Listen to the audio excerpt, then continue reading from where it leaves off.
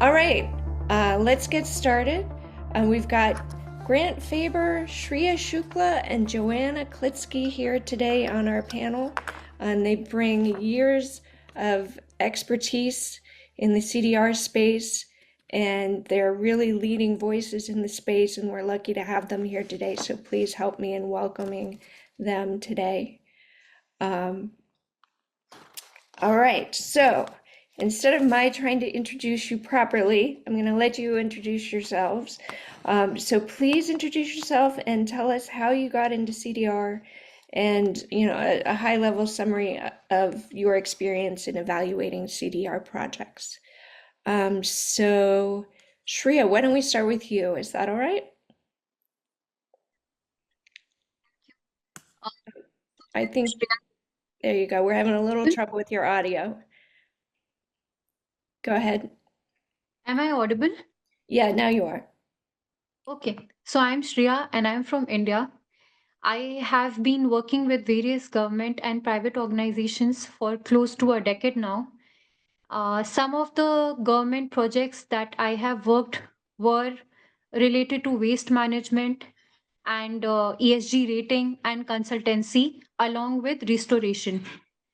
While all of them were closely related to carbon market, I have now taken a full deep dive into the carbon capture for the last 2 years. I am currently heading up the carbon capture solution at Pi Green Innovations for their sales and strategy, where we are developing multiple technologies to combat air pollution and climate change through our in-house R&D. 4 years ago, I started a pro bono climate consultancy firm called Ethical Capitalist, where we provide free guidance to climate change startups and college students about what are the gaps in their strategy and how they can grow out of the lab and step out into the real world. And I have had the pleasure to sit down with various government departments in South Asia for climate related FDI. I've also had the pleasure to consult 40 teams, and now I'm very much excited to collaborate, contribute at a much bigger level with the Open Air Collective. Great, thank you so much. And Shreya, just clarify, you're doing carbon capture and storage and also carbon dioxide removal Yes. as part of that. Okay, great. Thank you so much. Joanna, could you go next? Yeah, happy to. Everyone, I'm Joanna Klitzke. I work at Frontier. We are a voluntary coalition of buyers. So Stripe, Shopify, McKinsey, Google, Workday, and a number of others. And we're committed to spending $1 billion buying durable carbon removal between 2022 to 2030. So I work on a team that spends a lot of time facilitating purchasing, diligencing a lot of early stage companies, diligencing companies for larger purchases, figuring out the scientific and technical questions that could shape whether or not a company has a really strong future to be in the future CDR portfolio. I've been here about 4 years, so I was part of the team building Frontier and launching in 2022. I shifted into the climate space after my master's in environmental science and business. I worked briefly in the corporate sustainability space with Nike on their upstream emissions, and then with a few climate startups. So I've been briefly on that world, not as deep as some of the people I'm sure on this call who are listening in. And a lot of my work really focuses on figuring out how to do diligence of these projects, and then figuring out, as a buyer coalition, what are the different gaps within the carbon removal ecosystem and market where a buyer coalition can be helpful. So we spend a lot of time thinking about measurement and verification frameworks. We spend a lot of time thinking about the tools that buyers need to do diligence better, drafting new contract and offtake agreements to reduce the administration on that side, working with policymakers on the next wave policy. So happy to chat today about how we think about CDR and then also how we think about the market more broadly if that comes up. That's awesome. I was just looking at Frontier's website yesterday and the portfolio that you offer and the sort of the blended tons. I mean, you're really not only a force for the companies in your coalition, but you've opened it up for others to contribute, which I really respect. Thanks, So Sue. great. Thank I you, guess I Jo. should have mentioned, I didn't mention scale. We've committed about 400 million of Frontier to date to about 45 companies. But Wow, that's great. Okay, Grant, you're up next. Yeah, thanks, Sue. Hey, everyone. Very good to see you here today. Thanks for taking the time. My name is Grant Faber. Yeah, I've been working in carbon tech, carbon removal since I think about 2018 or so. Yeah, until last week, I was the Director of Capture Hub's Program Manager at the U.S. Department of Energy, but unfortunately was laid off by the Trump administration on Friday. So womp womp, for me. But no, very, very, very sad stuff going on there. But yeah, hopefully the work on carbon removal can continue. Yeah, I've before working at the Department of Energy, I ran my own consulting firm working on life cycle assessment, techno-economic assessment, so greenhouse gas emissions and cost modeling for a wide variety of carbon tech startups and other organizations. Before that, I worked at 12, which is a CO2 to fuels and chemicals company. Mainly, again, doing life cycle and techno-economic assessment. And then before that, worked at the Global CO2 Initiative at the University of Michigan. Also working on LCA, TEA, and other kinds of topics there. So yeah, definitely I've seen a lot of projects over the years in these different roles, evaluated as a judge for things like Activate, X Prize, DOE, and so forth. So yeah, excited to talk today about what might make a good project. Excellent. And you were involved early on in the carbon removal challenge and getting that going as well, setting up the guardrails for that and the guidance for that. So, a veteran that, and we'll come back to that later on. But I really appreciate that everybody here has a slightly different perspective, and that together, hopefully, we can provide a lot of great insights to the students listening in. So I'm looking forward to diving in. So I'm going to try to oversimplify since we have limited time and three folks to pick your brains. And so I'm going to, ask you for like the best or most important or whatever, when I know there are many factors. This is a complicated space, but I'm going to ask you to like boil it down for us. So my next question is, what stands out in your mind as one of the best CDR projects that you've evaluated? What made it great? And you don't have to give us names. Who wants to jump in? yeah, jump in. Okay. Maybe just context, the way that we think about carbon removal and purchasing, we kind of use three different lenses to make decisions. So approach, is this a carbon removal approach that we think has a really strong chance of being a part of the 2030 portfolio? Can it be high scale, low cost? Is it verifiable? Does it have good ecosystem safety? Kind of all the fundamentals of a really good project. Execution, is this a team proposing something that we actually think can get done in the field? How narrow is the gap between current performance and target? Do they have the right partners? Can they do the thing? And the last one is portfolio. So does it fit into our broader kind of portfolio of technologies? And we're building a diversified risk-adjusted group of companies. I think one that really stood out, and I don't actually mind naming names because our purchases are public, is Carbon Run. Carbon Run is a company that is adding limestone to rivers. They are doing basically river alkalinity enhancement. It locally reduces acidification and has health benefits for salmon and local ecosystem, but also removes carbon for really long durations. And I think what struck us was they were a really excellent technical team. They had a track record of scientific execution in hydrology, biogeochemistry, ecology. They had the right expertise to do what they were proposing. They had a really believable techno-economic assessment. So they had thought through, what is the cost of the project today, and what will it cost at scale for us to operate in multiple rivers, to be able to transport feedstock. They had really, really solid work and engaging communities. So they had gotten a lot of trust and buy-in from local government and from the tribal nations that were in their jurisdictions. And so all of that kind of together built our confidence that this was a team that could do what they were proposing, had thought about all of the kind of risks of the project, and had a really novel approach that we hadn't seen before with really big field learnings. And so we actually made a pre-purchase from them, like an early purchase in 2023, they moved really quickly and in the field, and we actually did a much larger purchase in the tens of millions last year. So that was one that definitely stood out in my mind when we've diligenced. Very cool. So I think one of the things with Frontier is you have kind of three different kinds of investments, right? You have R&D and pre-purchase for the early stage startups, and then offtakes for Yeah, the larger ones. exactly. So Yeah, and I would they were say, able to progress. yeah, and they were able to progress pretty quickly, which is awesome. Cool. All right. I'm glad you had like a very clear answer there. What about you, Grant? What do you think? Yeah, I think I would echo a lot of those same points and sentiments. I mean, one thing that, of the applications I've read where like my mind is kind of blown and I'm kind of reading and I'm like, yes, yes, and yes.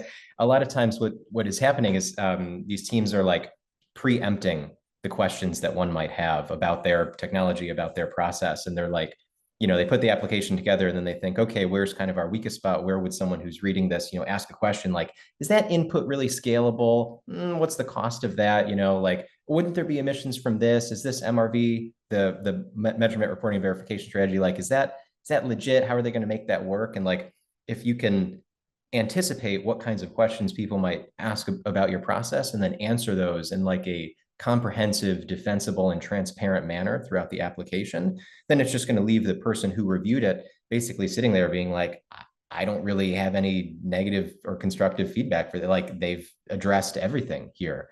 And so, yeah, I think that's really, really kind of key to the proposals that I've read. They're like, it makes sense. I would say too, like, is it addressing some kind of neglected opportunity? Like, it's hard because if something's so great, wouldn't it be kind of low hanging fruit? Wouldn't someone else have done this before? So maybe making clear that differentiating factor, like why them, why now?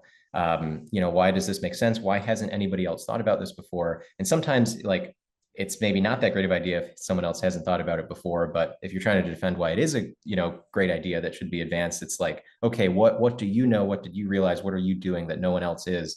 And do you have like a defensible argument for that? So I think those principles, when I've seen them in action, it's definitely left me feeling, quite positive about certain applications that I've read for various programs in the past. Great. So you've seen applications that do all of that, and all right, were they in a particular field or anything you want to say specifically about those projects? It's just been different carbon dioxide removal projects generally. Yeah, and generally it's like these kinds of processes will have, I mentioned a couple of things, but yeah, their inputs are scalable. Because often, you're looking at like, okay, this process might be kind of interesting, but can this really exist at a meaningful scale? Tens of millions, hundreds of millions of tons of CO2 per year, and a process often comes down to its inputs, whether those are land-based or equipment or different feedstocks that process might require. Is it legitimate? Is it realistic that you could procure those things at these scales that are being proposed here? So yeah, that's one. Do they seem to have like a cost curve that can indicate the possibility of achievement of a relatively low cost of like net removal cost at some point? And yeah, are there any like major kinds of scientific gaps or gaps in the MRV?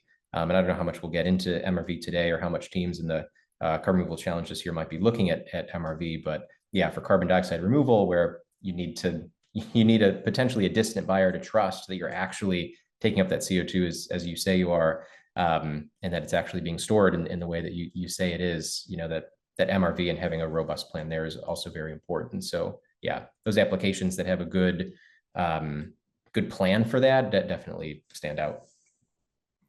Great, thank you so much. Shreeya, what are your words of wisdom on this? So, I would not be specifically taking the names of widely famous companies and those who have cracked deals with Frontier and Shopify, because Joanna here is a better person to talk about that, and you can find information on those on the internet. Even though I went into the management area per se, as I moved in my career, but my foundation has been in environmental science by education, and I have worked in and around microbes, algae, and planktons. So my answer would be a little biased towards that. Out of the 40 projects that I have consulted at Ethical Capitalist, one of them has recently moved from TRL 4 to TRL 6, and I am in love with this project. Sorry, can you explain what TRL 4 and 6 are just for the audience?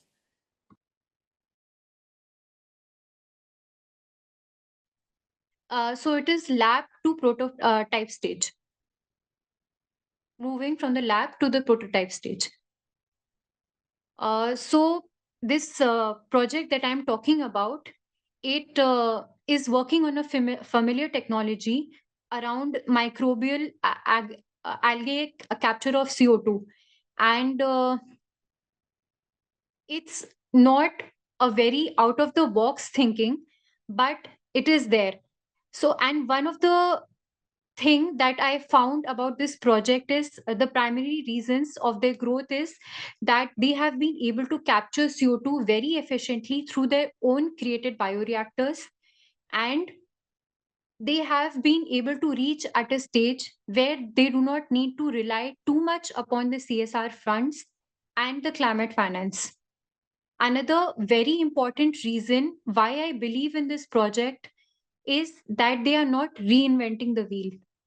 The reason why we are in this mess of climate change today is because we have over engineered, aka industrialization.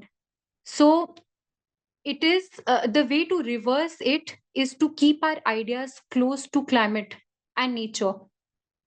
And a good CDR project actually speeds up the natural processes. So this project that I'm giving an example of is doing exactly the same thing.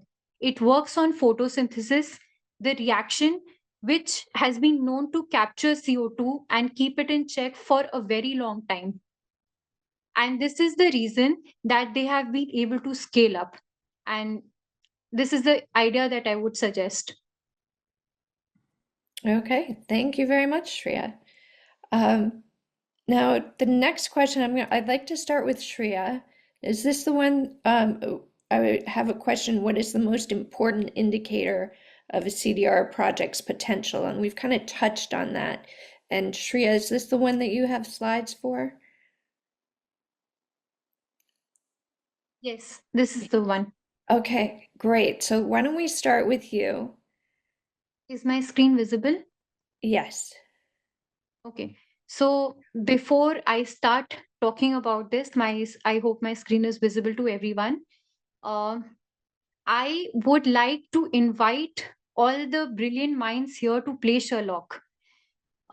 Please tell me the common threads across all these news articles. The first one is on M drive and space technology. The second talks about solar panel and bike road. Third one is about artificial trees. Fourth is about curing cancer. And the fifth and sixth ones are about slowing down the glacier melting. Anyone? Folks can put their thoughts in the chat. It's a little hard to see the copy in these. It's oh, there. Whoops. So you're not sharing anymore. All right. So the first thing is that all of them are brilliant innovations, world changing really, and they have been made by brilliant teams. The second thing is that they suffer from a common syndrome that we call as we will never get to hear about it again, which means that none of them were ever able to get out of the lab and step out into the world. So the thing is that scientific innovation is not equal to commercial viability. Please ensure that all your projects consider this factor to be a successful project. That's it from my side. That's a great point. I see that all the time where you have a brilliant scientist, but they're not business people. They're not promoters necessarily. And it's hard to put together a team that has all of the skills that you need. And it's not, yeah, it's not just you build it and they will come. Yeah. Yeah, so that is the very important thing that you've pointed out towards. Yeah. You need to build relations with a very good team and collaborate with them to develop a successful project. Great. Thank you so much, Shreeya. Grant, you have ideas to add to that? Yeah, like you said, Sue, I think we touched on a few of these things already. I mean, if I had to rattle down a list, I would say, like indicators of a CDR project's potential success. Is it scalable? Looking at the scalability across inputs, like can this actually exist at a meaningful scale as a process or as a business? Cost, coming down the cost curve, carbon removal is expensive, but it's a relatively brute force kind of like last resort option in many ways. But yeah, the more we can get the cost down, the more we'll be able to remove for a fixed budget. So yeah, cost curve, do they have a defensible kind of like map or plan, or I should say roadmap for bringing those costs down? Net emissions, like obviously, yeah, to be net carbon removal, it can't emit more than it's removing. And it sounds, simple, but it can actually in practice be a lot harder to determine that. What's the durability of the storage, and what's kind of the risk of re-release of that CO2, and has that been properly addressed? Does that process have any co-benefits? Are there other kinds of revenue streams that you could potentially get from that other than the sale of a carbon removal credit? And then kind of along those lines too, is it just psychologically attractive? Right now, there are some concerns popping up around maybe people are a little uncomfortable with CO2 being stored underground underneath their own, say, home. Yeah, and of course, some of those risks maybe be mitigated through just better education. Like, well, there's all kinds of pipelines running underneath our feet all of the time. There's many things we store underground, so there's maybe not too much of an actual risk, but if there's a perceived psychological risk, that will create a barrier to that project being implemented. So yeah, and people tend to kind of like more so-called nature-based approaches and things that leverage that just on a psychological level. And so, how can you make your process just more like psychologically palatable to the general public? And then, yeah, is it clearly violating any laws or regulations on that? Like, yeah, you need something to be better than just a good technology. And kind of like Shreeya was saying, like scientific innovation, something being cool in the lab does not translate to commercial or social viability for a process either. So just ensuring that all of those boxes are checked is probably a good start. All right, that's a lot of boxes. It's a tough job to get to all of them. Is there one that stands out to you as like the first thing you look for? I mean, it sucks to say, but really cost. I mean, if you can have the best carbon removal solution in the world that checks every other box, but if it's going to be, $3,000 per ton of CO2 removed, Yeah, probably just not going to last. So sadly, given our current, just economic setup, the way businesses are funded, it just is the way it is. But if money is, any reflection of the resources consumed to do a process, I mean, ultimately, yes, we do want CDR processes that consume fewer resources for the same ultimate outcome. And so given that, yeah, I mean, it's maybe not so bad that it all comes, I wouldn't say it all comes down to cost, but in many ways it does, or at least that's like a bottleneck. So definitely, yeah, definitely need to have a roadmap to low cost. Okay, great, thank you. All right, Joanna, anything they haven't said already that you want to highlight? Yeah, I think you guys covered a bunch that I would fully echo. Like, I think a project that has really, really strong potential for low cost at scale, really solid techno-economics, and is like a compelling novel technology are kind of like table stakes. But I think two that I would flag as indicators of potential. One is the like comprehensive identification risks. So if you're an early company starting out trying to build on an idea, when we see projects in our application cycle, we don't necessarily expect that a company has every single thing figured out, but we do expect that a company has identified what those risks will be, and is really right about what building a business in the space will look like.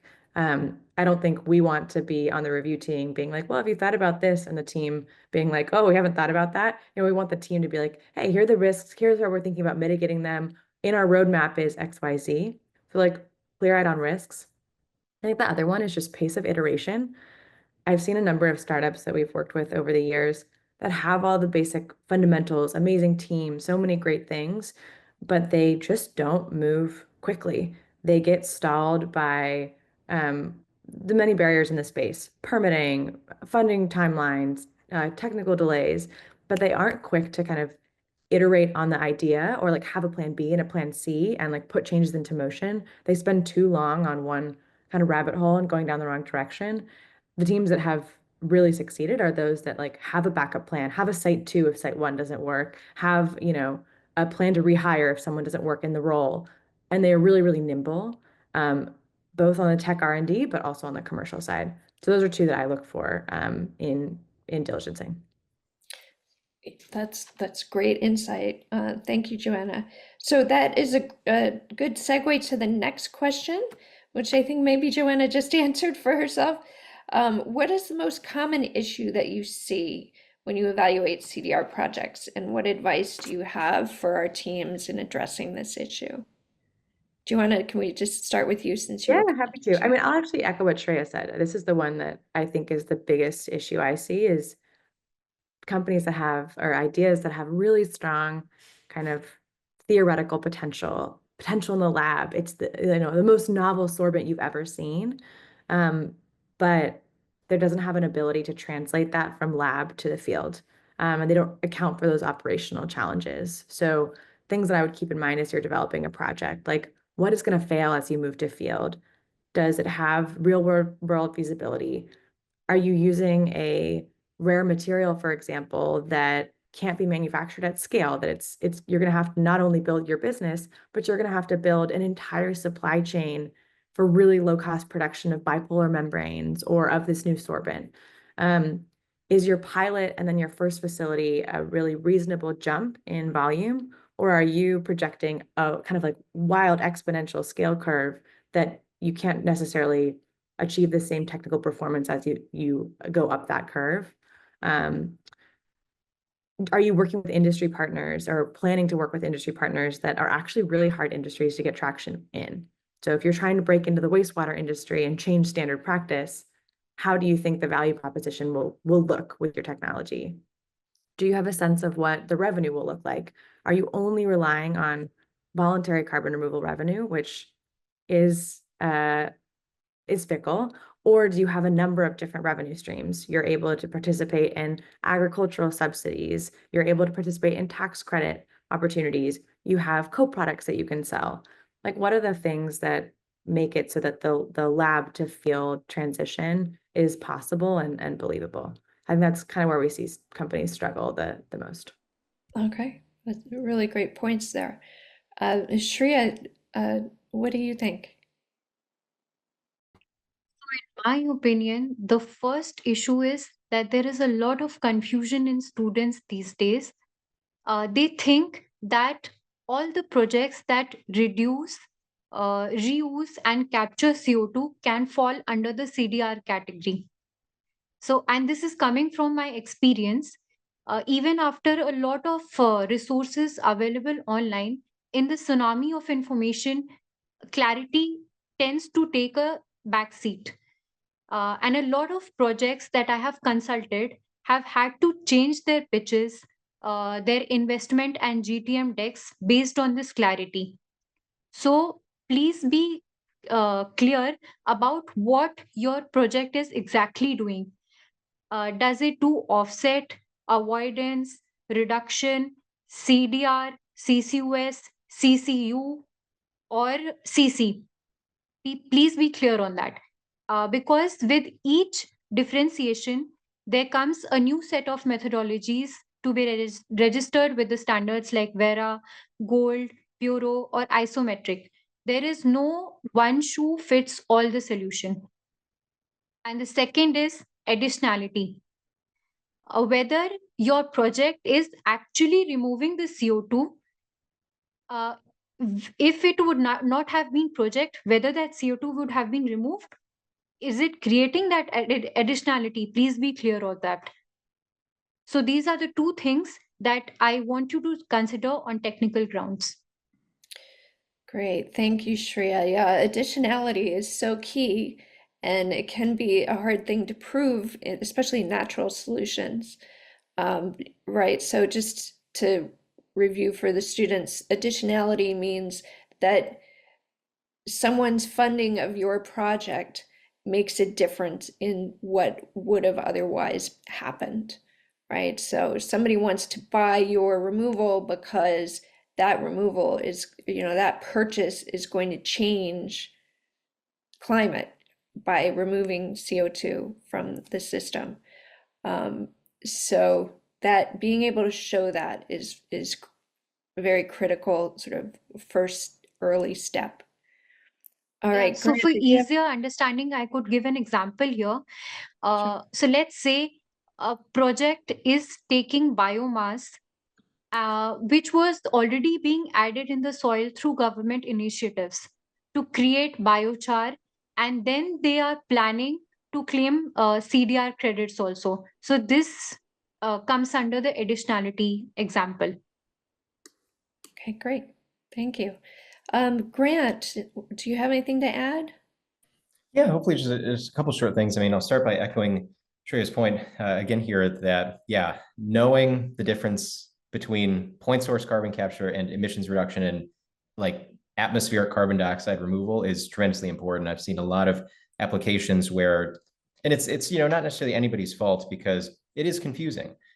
We say carbon capture, and it's kind of just used as a general phrase, but in the industry, most of the time when we're talking about carbon capture, we're talking about point source carbon capture of like mostly fossil sources of emissions. It can be like carbon capture on biomass, which can be carbon dioxide removal, which is confusing, but like direct air capture, can be a form of carbon dioxide removal, and it has capture in the name, sometimes called direct air carbon capture, but direct air capture is not, under the same bucket as carbon capture and storage. So like, it's definitely confusing, but just having an awareness of how the industry uses these phrases and terms and like what's generally bucketed under each one, and understanding how your project is or can provide for net atmospheric reduction or net atmospheric removal, I should say. I'm even mixing it up here, of CO2. It reminds me of one application I saw for a carbon removal thing once where, they were just basically jamming a wad of paper towels into the exhaust pipe of a truck, and then like revving the engine, and then that was it.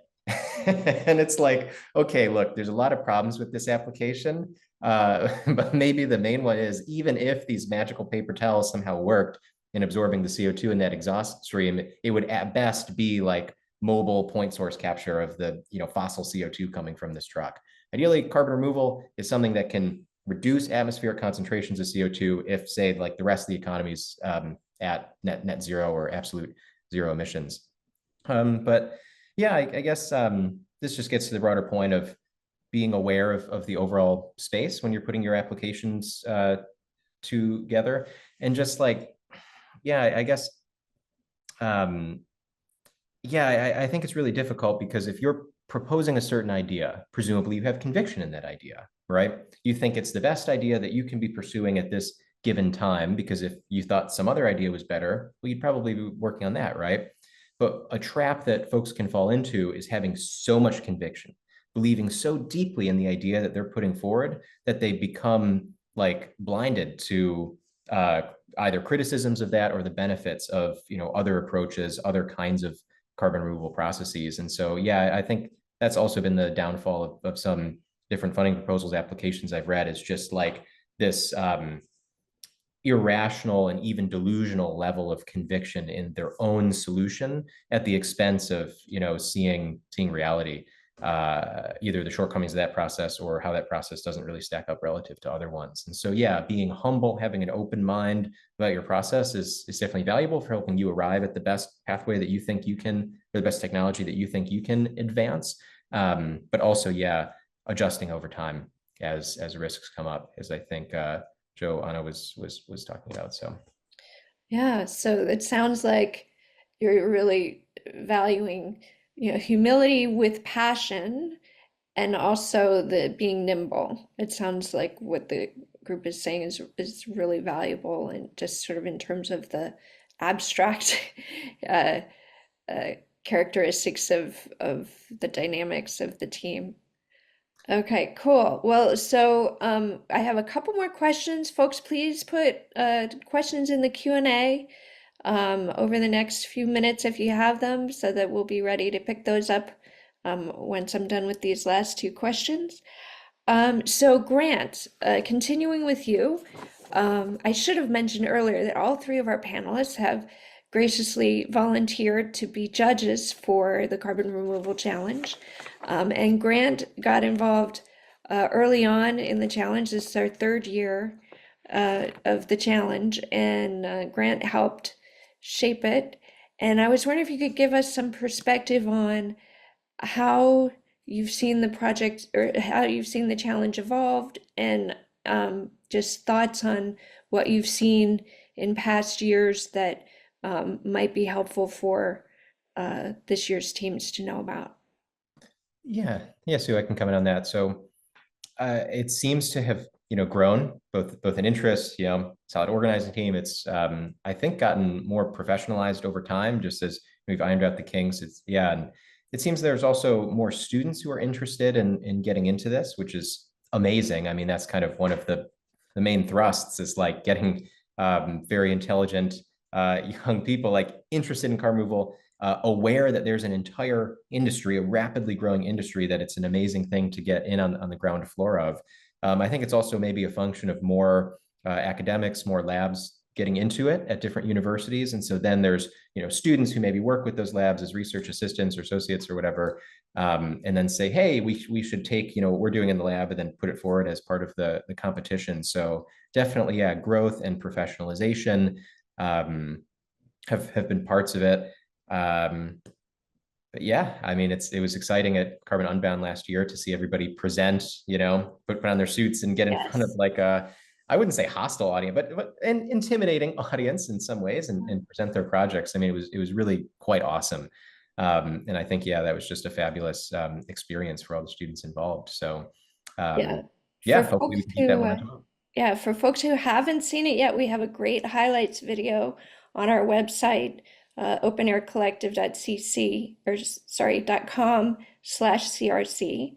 Our highlights video is on there, and it shows the whole Carbon Unbound experience from last year. And one of the students said it was the best experience of her university career. So you can see the energy and the excitement of the students in the video. So please check that out. All right, so my final question is, what advice do you have for the students to help them make their projects stand out? I know we've covered a lot of different things.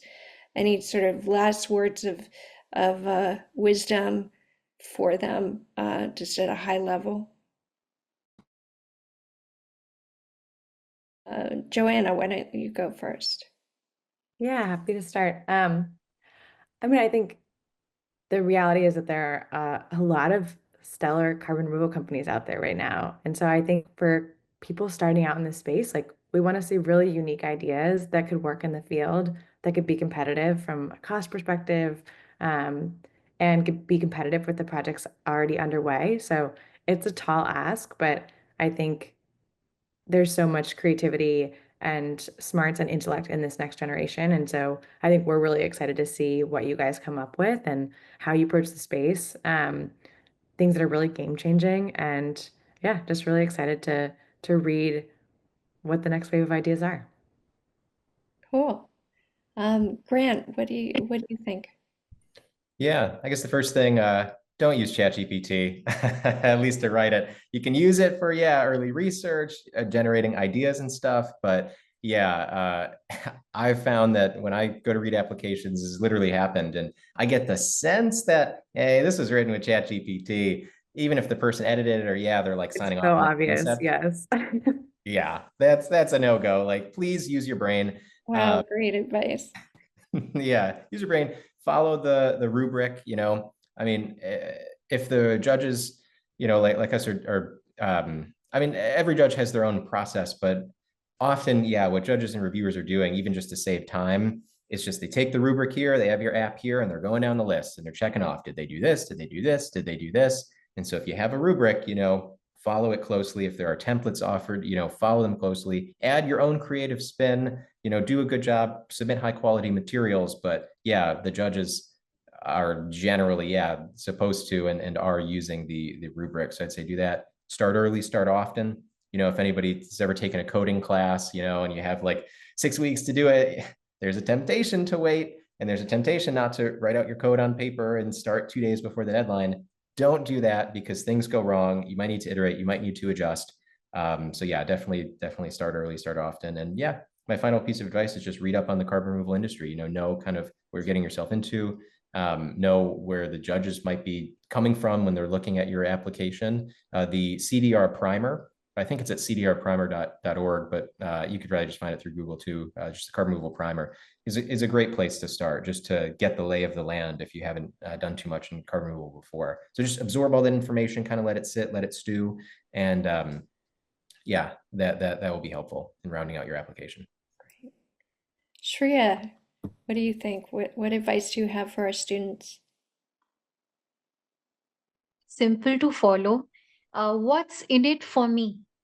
The first is explain about your solution. Second, how is it CDR? Third, whether your solutions method exists in the current standards available. Fourth, think about who will be buying your credits and why will they buy it. That means how will you prove your MRV protocols?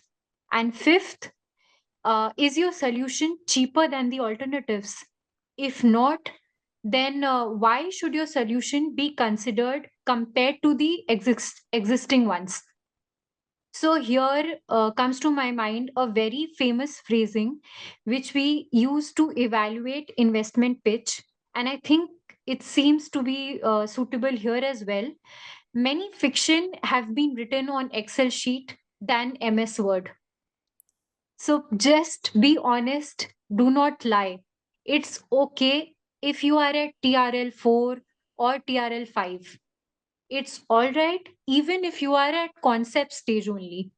And it's also okay if your project has some of the other limitations. And it's all right if you have not been able to work out the commercials yet. The thing is, just be honest and clear. Do not make false promises. Great advice. All right. Thank you, Shreeya. So we do have a couple of questions that have come in. Let's see. First question is from Willem Frankfurt. And he says, I don't have specific numbers, but my methods generate revenue. 2/3 of my innovations are just conceptual at this point. It's more of an approach paper on rapid DAC deployment, but I do address the issue of funding. I was wondering if there are any special considerations due to the fact that my presentation isn't based on a single type of technology. I don't know, maybe Grant, you think you could answer that if it's more of an approach paper as opposed to a particular solution? Yeah, I can try to. I mean, I'm not sure exactly what the bounds of the competition this year in terms of submitting. Are you going to need to have a physical prototype, or can you do more of an approach? I think in past years it's been relatively flexible, although it is certainly nice to have some kind of physical aspect, or at least cite academic literature that says, hey, this has been demonstrated in the lab before. I'm hoping to take this innovation and kind of plug it into my process.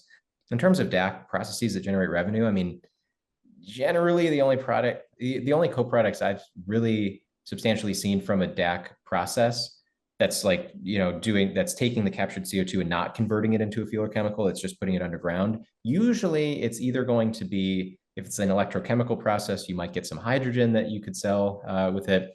Some DAC adsorbents co-capture water in addition to CO2. So there's a couple of companies out there looking to sell the water in addition to the CO2, but water doesn't sell for that much. And then there are some direct storage DAC companies that may get aggregates from the process. Maybe they take some alkaline feedstock, they put it through an air contactor or reacting with otherwise with CO2, and maybe they get some sort of carbonate material out of it that can be used as an aggregate. in construction. So, there's DAC is one of those ones where there's not as many like co-products that you can really get from it, I would say. But if they're there, I mean, it's certainly, and they're an inherent part of the process, and they're not like increasing the cost more than the revenue you can get from them. I mean, yeah, definitely lean into that, look into that. In terms of multiple technologies, I will say that with any new process, there is a high degree of technical risk, which basically translates into a high probability of failure. The issue is when you start to have a process that's bundling together multiple different kinds of unit processes, each one of which has a high technical risk. If the risks of failure are independent from one another, then your compound risk of failure of the whole process like dramatically shoots up. And so I would urge a little bit of caution. If your process depends fundamentally on bundling together multiple novel technologies, because that's just going to increase the risk that at least one of them, if not multiple, don't work out, then the whole process crumbles. So definitely, if you're going to do something like that, have a response to a question like that, and maybe have like backup plans if one of the given sub processes you're looking at doesn't work out. Great answer. Thank you. That was a complicated question, and I think you handled that very well. Okay, we have another question from Andrew Bacchus. This one's a little easier. Can you advise on how to get into the sector without the hyper-technical postdoc PhD background, which it sounds like isn't always the best to have an exclusively technical team? And can you name 1 to 3 positions or roles or titles, for example? Thanks. So I can take up this question. Okay. With an example, your answer lies in an Indian company, Alt Carbon. It works in the enhanced rock weathering space. And both the founders, they do not have a science degree, leave aside PhD or postdoc. But they very well understood their limitations and teamed up with scientists to build this project and their idea. And they have already scaled up. They have advanced commitments. They have already sold a few tons of carbon credits already. So you do not need a science degree or PhD degree to pursue your idea. You just need passion and the right team. Great answer. Joanna and Grant, do you have anything to add to that or the previous question? Maybe I would just say like I've seen a number of positions that are non-technical. So yeah, like head of operations, like head of commercial strategy, someone who's leading on finance, especially as projects are getting larger. But even from day one, having a really strong pairing between a technical founder and a non-technical can be amazing. Or like Shreeya said, like filling in if you're not a technical founder, making sure that you have really strong scientific advisors, or like your first hire is in that space. I think you can bridge those gaps as long as you know them. Right. And I've heard from a PhD founder who really highly values, having the PhD, but she says she's spending most of her time doing things that don't require her PhD at all. I mean, she's looking for parts and, trying to make agreements and contracts and hiring, and it's not necessarily drawing on that expertise that she brought initially. So, all right. So we do have one more great question. I guess it's actually 2 from Jason Quinn.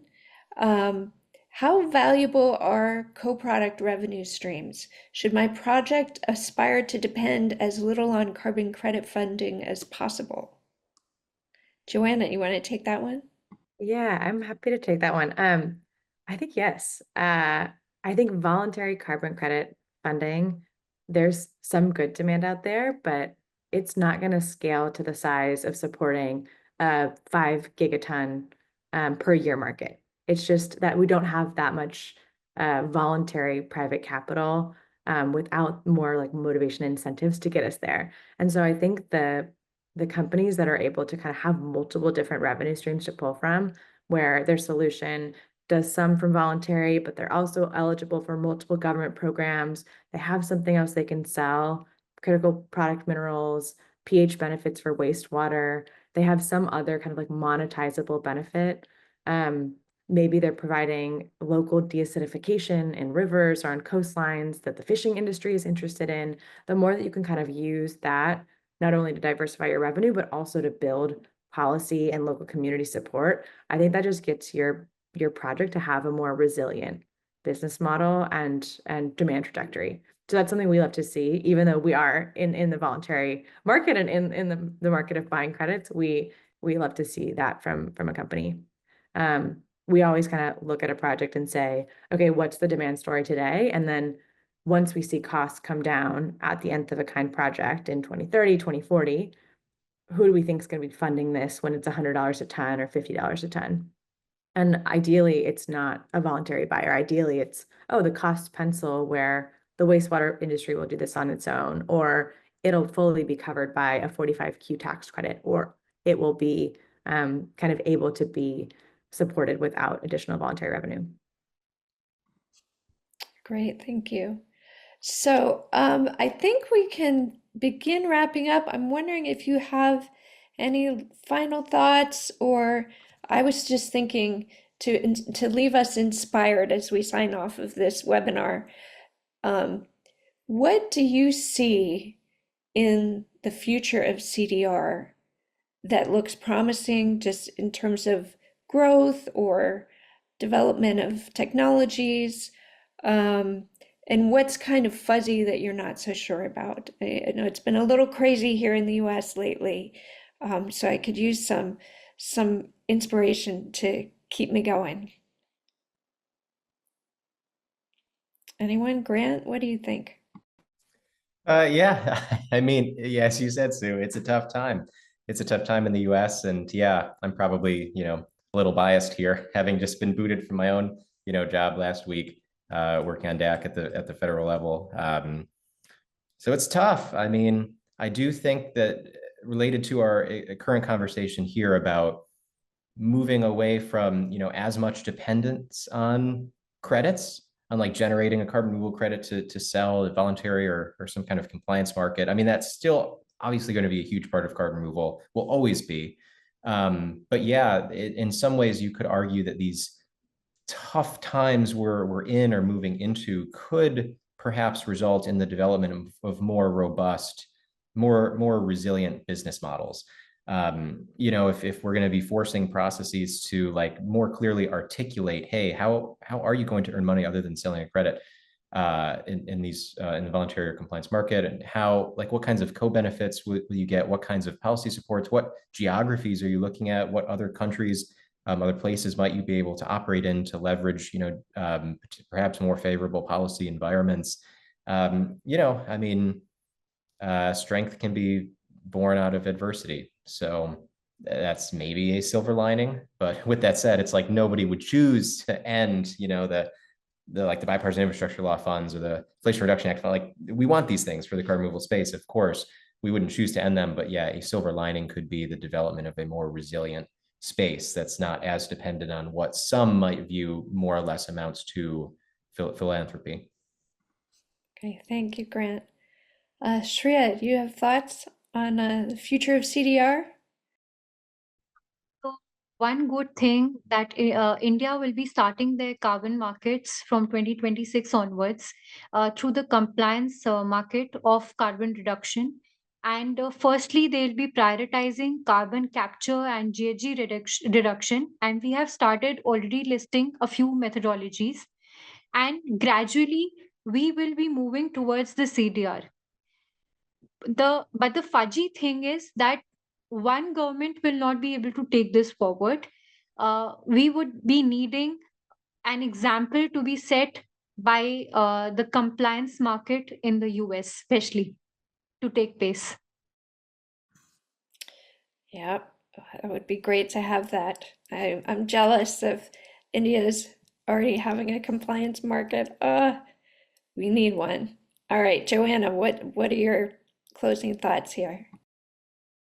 Yeah, I mean, I'll just say there's definitely a lot of fuzziness right now politically, but I think regardless of administration, like carbon removal is a really critical solution for climate. That's all why we're here, while we're innovating in this space. And I think what I find really exciting is that we've probably looked at 500 projects over the last 4 or 5 years, which is a huge number. And every year I'm like, I've seen it all. There's not going to be any new ideas. Like there can't be more permutations, like there can't be something new and novel. And then every year there's a project that is a really, really interesting process or technology or material or business model innovation or like interesting combo of things. And so I think like seeing that kind of pace and quality and pace and innovation continue energizes me and makes me think that there's going to be some really great ideas coming out of this group and this year and this space that will hopefully make us one step closer to that really, really high scale, low cost carbon removal portfolio that we're aiming for. So excited to see what you all come up with. Thank you. That is a great point to end on. I love that. That's exactly why we're here, is that we believe in the creativity and the problem solving of the students, and we want to encourage them to get into this space to do just what you're talking about, Joanna. And more power to you guys out there and the teams. You've got until March 10th to get your solutions in. So, it's less than a month now. We still are going to have a webinar in March and another webinar in April. And we will send out details of that via email. You should have received emails about mentoring and about the rubric for the submissions. If you haven't, there's an email address at the bottom of our webpage that you can email us if you need anything.